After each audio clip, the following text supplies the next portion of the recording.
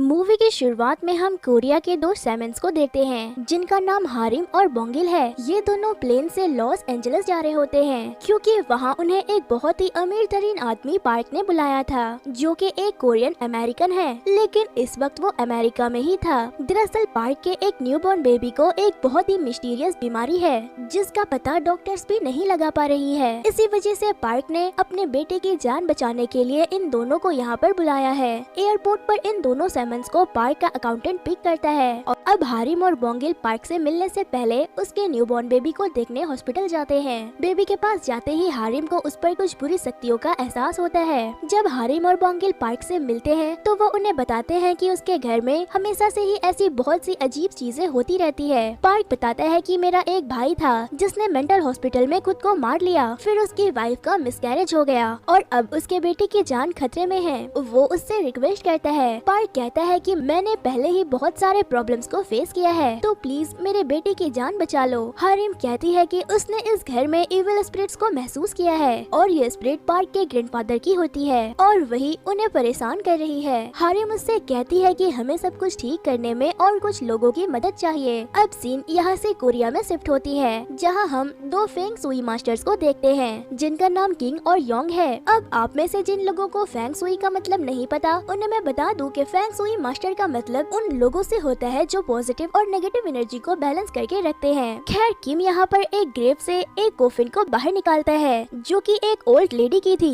किम को यहाँ उस लेडी के बेटे ने बुलाया था क्योंकि उसकी माँ उसे और उसके परिवार वालों को हर रोज परेशान कर रही थी। उस ओल्ड लेडी को बाहर निकालने पर पता चलता है कि उसकी बॉडी में से उसके दांत गायब थे। अब ऐसा होता है ना कि जब किसी मरे हुए इंसान से कुछ ले लिया जाए या उसके देने वाले चीजों में कोई कमी हो जाए तो वो स्पिरिट वापस आ जाती है और अपने लोगों को परेशान करती है। दरअसल उस ओल्ड लेडी के दांत उसके एक ग्रैंड चाइल्ड ने रख लिया था क्योंकि वो अपनी ग्रैंड माँ से बहुत प्यार करता था, जिसके बाद उस ओल्ड लेडी को उसके दांतों के साथ वापस से दफना दिया जाता है और अब सब कुछ ठीक हो जाता है। किम और योंग वापस से अपने घर आ जाते हैं। तभी उनसे मिलने हारिम और बोंगिल आते हैं। वो यहाँ किम से मदद लेने आए थे। हारिम किम को पार्क के बारे में बताती है, साथ ही ये भी बताती है कि उसके बेटे पर और घर में उसके ग्रैंडफादर की स्पिरिट है जो उन्हें परेशान कर रही है। वो कहती है कि उस छोटे बच्चे को बचाने में हमें आपकी मदद चाहिए। किम भी उनकी मदद के लिए मान जाता है। दूसरी तरफ हम लॉस एंजलिस में पार्क के मॉम को देखते हैं जो पार्क से कहती है कि ग्रैंडफादर के ग्रेव खुदवाने का आइडिया मुझे ठीक नहीं लग रहा है क्योंकि उनकी बेटी यानी कि पार्क की बुआ उन्हें ऐसा करने की इजाजत नहीं देगी। वो पार्क से ये भी कहती है कि हो सकता है कि तुम्हारा बेटा थोड़े ही दिनों में ठीक हो जाए, लेकिन ये पार्क के बेटे की जिंदगी का सवाल था इसलिए उसने ऐसा करने का फैसला कर लिया था। अगले ही दिन पार्क कोरिया आ जाता है क्योंकि उसके ग्रैंडफादर की ग्रेव कोरिया में ही थी, जहाँ किम उस कब्र को खुदवाने से पहले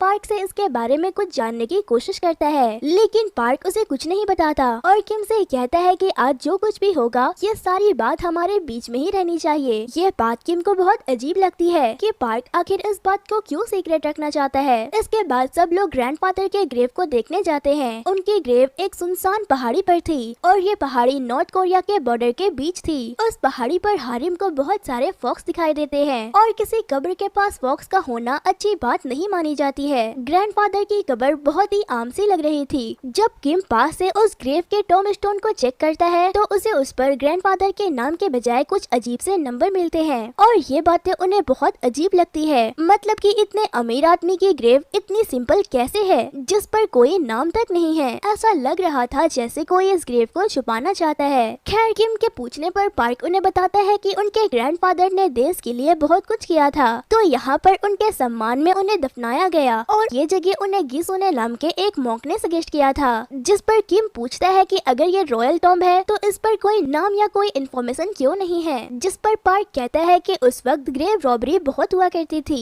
तो उससे बचने के लिए इस ग्रेव को ऐसा बनाया गया और इस पर कोई नाम भी नहीं लिखा गया। लेकिन फिर भी किम को ये बात डाइजेस्ट नहीं होती है और वो वहाँ से चला जाता है। उसे परेशान देख हारिम और बाकी लोग उससे पूछते हैं कि क्या बात है, आप इतने परेशान क्यों हो गए। तो वो बताता है कि ये जगह कुछ ठीक नहीं है, यहाँ पर कोई ग्रेव नहीं होनी चाहिए थी क्योंकि वो वहाँ पर इविल्स को सेंस कर पा रहा था जो कि बहुत ही ज्यादा ताकतवर है। वो कहता है कि हम इस जगह पर काम नहीं कर पाएंगे क्योंकि इस जगह के किसी भी चीज को हमने टच किया तो हमारी जान को खतरा हो सकता है। अब शाम हो जाती है। किम पार्क के साथ ही था। बात करते करते वो उसे अपनी बेटी के बारे में बता बताता है और कहता है कि वो उससे बहुत प्यार करता है और जल्दी उसकी शादी भी होने वाली है, जिस पर पार्क भी इमोशनल हो जाता है और उससे कहता है कि उसका भी एक बेटा है जो जल्द ही मरने वाला है। पार्क उससे अपने बेटे को बचाने के लिए रिक्वेस्ट कर रहा था, जिसके लिए वो फिर से मान जाता है, जिस पर हारिम उन्हें ग्रेव पर रिचुअल करने को कहती है। अगले ही दिन किम और बाकी सभी लोग फिर से उस ग्रेव पर जाते हैं, जहाँ पार्क की बुआ यानी कि ग्रैंडफादर की बेटी भी आई हुई थी, क्योंकि ग्रेव को खोलने और इस रिचुअल को करने के लिए बुआ की परमिशन जरूरी थी। हारिम ने रिचुअल के बड़े सारे इंतजाम किए थे।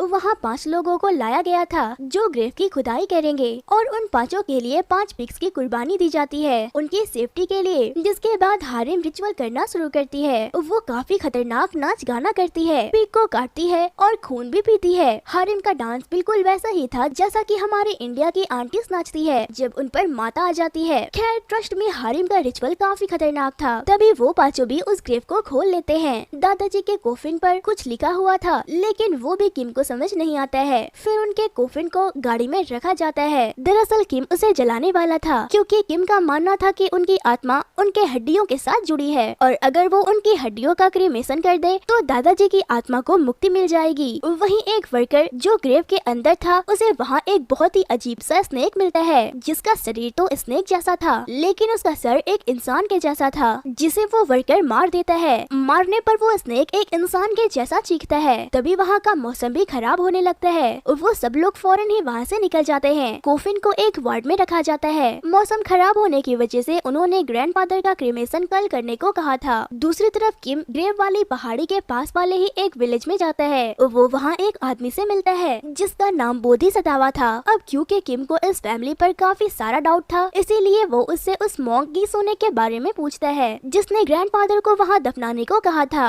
लेकिन बोधिसत्वा उसे बताते हैं कि यहाँ के टेम्पल में ऐसा कोई मॉन्क कभी था ही नहीं, जो कि किम के लिए और भी ज्यादा अजीब बात थी। लेकिन बोधिसत्वा उसे उस टॉम के बारे में ये जरूर बताता है कि उसमें बहुत सारा खजाना है और ये बात वार्ड में रहने वाले एक आदमी को पता चल जाती है। वो लालच के चक्कर में ग्रैंडफादर के कोफिन को खोल देता है, जिस कारण ग्रैंडफादर की गुस्से और बदले से भरी स्पिरिट बाहर निकल जाती है। जिस बात का पता हारिम को चल जाता है, वो वहीं पर गिरकर बेहोश हो जाती है, जिसके बाद उसे हॉस्पिटल लाया जाता है, जहाँ हारिम किम को बताती है कि वो आत्मा कोफिन से बाहर आ गई है। दूसरे सीन में हम पार्क के फादर को देखते हैं जो कि पैरालाइज थे। उनके पास पार्क के ग्रैंडफादर की स्पिरिट आती है। ग्रैंडफादर की स्पिरिट इस वक्त बहुत वीक थी, इसीलिए वो बिना इजाजत कहीं आ जा नहीं सकती थी। इसलिए वो पार्क के फादर से अंदर आने के लिए पूछता है, तो वो अपने कमरे की विंडो खोल देते हैं। अंदर आते ही वो पार्क के फादर को जान से मार देता है। उन्हें मारने के बाद वो पार्क की वाइफ को भी मार देता है। इधर हारिम रिचुअल करके ग्रैंडफादर की स्पिरिट को वापस से कोफिन में लाने की कोशिश कर रही थी, लेकिन इसका कोई फायदा नहीं होता। वहीं पार्क के पास किम का कॉल आता है। वो उससे बात कर ही रहा था कि तभी उसके दरवाजे पर कोई नॉक करता है। उसके पूछने पर उसे पता चलता है कि दरवाजे पर किम है, जिस पर पार्क डर जाता है, क्योंकि दरवाजे पर भी किम था और कॉल पर भी। तो उसे कुछ भी समझ नहीं आता कि आखिर ये सब हो क्या रहा है। कॉल पर जो किम था वो उसे कहता है कि वो तुम्हारे दादाजी की आत्मा है जो आजाद हो चुकी है, इसलिए दरवाजा मत खोलना, लेकिन अगर तुम चाहो तो विंडो खोल सकते हो।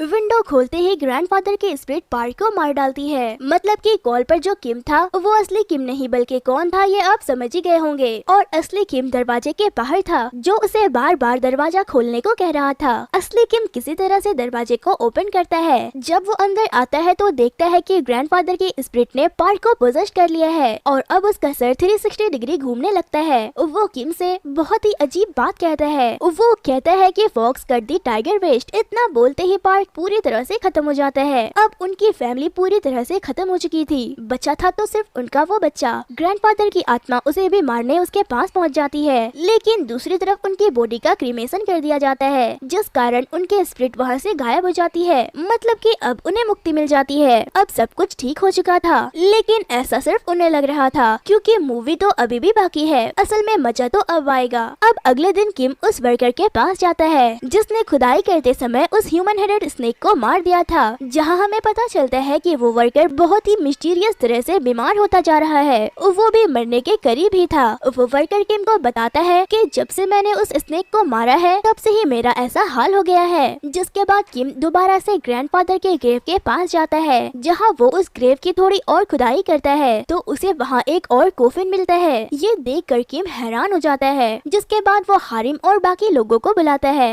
जिसके बाद उस कोफिन को बाहर निकाला जाता है, जो कि 7 फुट से भी लंबा और बड़ा था और उसे उस ग्रेव में हॉरिजॉन्टली बरी किया गया था। वो बाहर से सील था। अब ये बात उन सबको बिल्कुल भी समझ नहीं आती है कि आखिर इस कोफिन को ग्रैंडफादर के कोफिन के नीचे वो भी हॉरिजॉन्टली क्यों रखा गया और ये कोफिन आखिर है किसकी। इस कोफिन को वो लोग बोधिसत्व के पास लेकर जाते हैं और उसके घर में ही रखने का फैसला करते हैं। हारिम उस कोफिन के आसपास राइस और ब्लड से एक बॉर्डर बना देती है ताकि अगर उसमें कोई भी बुरी चीज हो तो वो बाहर ना आ सके। इसके बाद किम पार्क की बुआ को बुलवाता है और उसे इन सब के बारे में बताता है। वो उनसे कहता है कि उसके फादर यानी कि ग्रैंडफादर ने देश के लिए कुछ नहीं किया था, बल्कि वो तो देश के गद्दार थे और अपने ही देश को जापानियों को बेच दिया और जापान की साइड ले ली और यही वजह थी कि वो इतने अमीर थे। किम उनसे मोंग गिसोने के बारे में भी पूछता है कि क्या उन्होंने ही उन्हें वहाँ बरी करने को कहा था क्योंकि वो एक गद्दार थे। जिस पर बुआ कहती है कि ऐसा हो ही नहीं सकता क्योंकि गिसोने खुद ही एक जापानी था। अब इससे किम और हारिम और भी ज्यादा कंफ्यूज हो जाते हैं कि आखिर ये सब हो क्या रहा है और उस गिसोने ने उसे वहाँ क्यों दफनाया। साथ ही बुआ को उस कोफिन के बारे में भी कुछ भी पता नहीं था। फिर रात के टाइम हारिम अपनी दादी के स्पिरिट को बुलाती है। वो भी एक समन थी। हारिम की दादी अपने समय की एक बहुत बड़ी और अच्छी समन हुआ करती थी। दूसरी तरफ बोधिसत्व पोजेस्ड हो जाता है और बोंगिल की जब अचानक से आँख खुलती है तो बोधिसत्व उसके ऊपर चढ़कर न जाने क्या क्या बोले जा रहा था, लेकिन बोंगिल उसे मैजिकल स्पेल की मदद से अपने ऊपर से हटा देता है। इसके बाद उसे पिग के सेट से कुछ आवाजें आती है।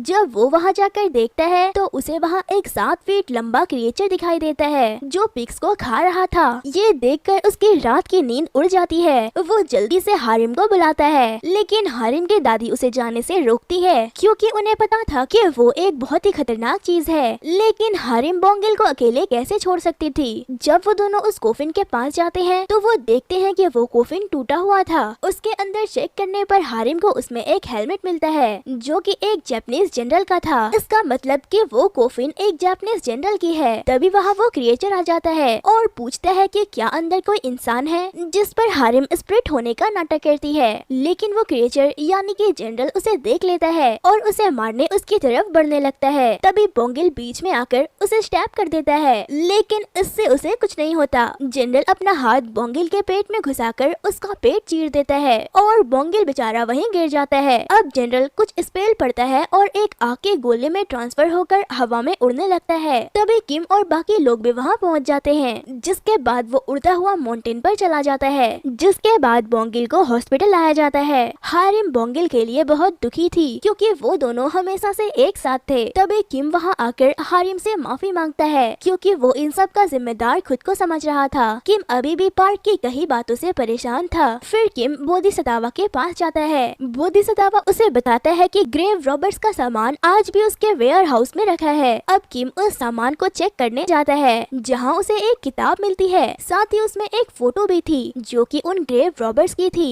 यहाँ किम को पता चलता है कि वो लोग ग्रेव रॉबर्ट्स नहीं बल्कि कोरियन पैट्रियट्स थे। अब यहाँ हमें एक राज का पता चलता है कि जब जापान और कोरिया के बीच लड़ाई हो रही थी तब कुछ जापानीज लोगों ने अलग अलग जगहों पर कुछ रिचुअल्स करके मेटल के पोल्स को गाड़ दिया था ताकि कोरिया पूरी तरह से खत्म हो सके। इन सब चीजों में गिसोने भी शामिल था और ये कोरियन पैट्रियट्स उन मेटल पोल्स को बाहर निकालने का काम करते थे। लेकिन इन सब के बाद भी वो एक पोल आज तक नहीं मिला और यहाँ पर किम उस लाइन का मतलब भी समझ जाता है जो पार्क ने मरते वक्त कहा था, फॉक्स कट दी टाइगर वेस्ट। तो फॉक्स का मतलब गिसोने से था क्योंकि गिसोने को वो लोग फॉक्स कहा करते थे और टाइगर का मतलब कोरिया से है। अब किम सोचता है कि वो एक लास्ट पोल कहाँ होगा। दूसरी तरफ हॉस्पिटल में बोंगिल की हालत खराब हो रही थी। हारिम उसे देखकर समझ जाती है कि बोंगिल पोजेस्ड हो चुका है, मतलब कि अब वो उस जनरल का सर्वेंट बन चुका है। हारिम उसे जनरल के बारे में पूछती है जिस पर बोंगिल उसे बताता है कि जनरल उस ग्रेव पर किसी चीज की रक्षा कर रहा है। हो सकता है कि वो उसी पोल की रक्षा कर रहा हो। अब किम उस ग्रेव पर जाता है ताकि उसे कुछ पता चल सके। वो उस ग्रेव को और खोदता है और उसे वहाँ वो जनरल मिलता है जो कि सो रहा था। इसका मतलब जनरल दिन के समय में बाहर नहीं निकल सकता और उसकी पावर शायद रात को ही बढ़ती है। इसके बाद किम और योंग हारिम से मिलते हैं और किम उसे सारी बात बताता है तो वो भी उसे बताती है कि वो जनरल उस ग्रेव में किसी चीज की रक्षा कर रहा है और हो न हो वो वही आखिरी पोल है। जिसके बाद ये लोग एक प्लान बनाते हैं कि हारिम जनरल का ध्यान ध्यान भटकाएगी और किम योंग के साथ मिलकर उस पोल को ढूंढकर खत्म कर देगा। जाने से पहले हारिम अपनी दोनों बहनों को बोंगिल के पास छोड़कर जाती है और उसके बॉडी पर बौद्धिज्म स्पेल के कुछ टैटू बना देती है ताकि जापानीज जनरल, जो अब एक खतरनाक मॉन्स्टर बन चुका है, वो बोंगिल को और कोई नुकसान ना पहुंचा सके। और यही वजह थी कि उस मॉन्स्टर ने हारिम पर हमला नहीं किया था, क्योंकि उसकी बॉडी पर भी यही सेम टैटू बना हुआ था। इसीलिए किम और योंग भी ऐसा ही टैटू अपने स्किन पर भी बना लेते हैं। अब वो लोग उस मॉन्स्टर का फेवरेट खाना उस माउंटेन पर जगह जगह पर रख देते हैं ताकि वो उस ग्रेव से दूर चला जाए और योंग और किम उस पोल को ढूंढ सके। अब रात हो जाती है, जनरल मॉन्स्टर जाग जाता है। उसके जागते ही बोंगिल पोसेस्ड होने लगता है। हारिम के सिस्टर्स उसे कंट्रोल करने की कोशिश कर रही थी। इधर प्लान के मुताबिक जनरल ग्रेव से दूर चला जाता है और किम और योंग मिलकर खुदाई करना शुरू कर देते हैं। हारिम उस जनरल को डिस्ट्रैक्ट करने की कोशिश कर रही थी, मगर काफी मेहनत करने के बाद भी उन्हें वहाँ कुछ नहीं मिलता। वहीं जनरल हारिम पर अटैक करने ही वाला था, लेकिन इस बार उसे बचाने उसकी दादी की स्पिरिट आ जाती है और उस जनरल को वहाँ से भगा देती है, क्योंकि वो एक बहुत बड़ी सैमन थी। योंग भागता हुआ हारिम के पास आकर उसे बताता है कि उन्हें वहाँ कुछ नहीं मिला और जनरल उड़ता हुआ किम पर हमला करके उसे अधमरा कर देता है।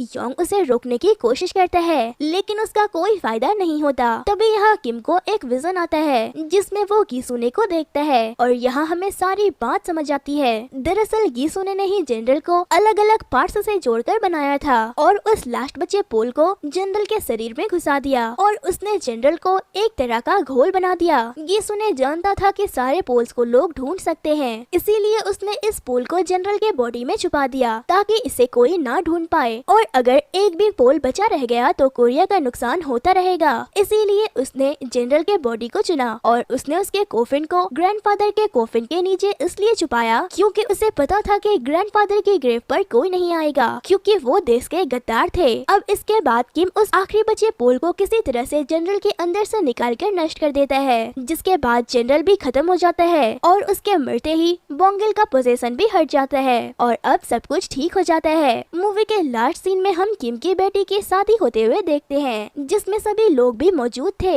और इसी के साथ ये मूवी यहीं पर एंड हो जाती है। तो दोस्तों कैसी लगी आपको आज की एक्सप्लेनेशन मुझे कमेंट करके जरूर बताना। फिर मिलती हूँ किसी और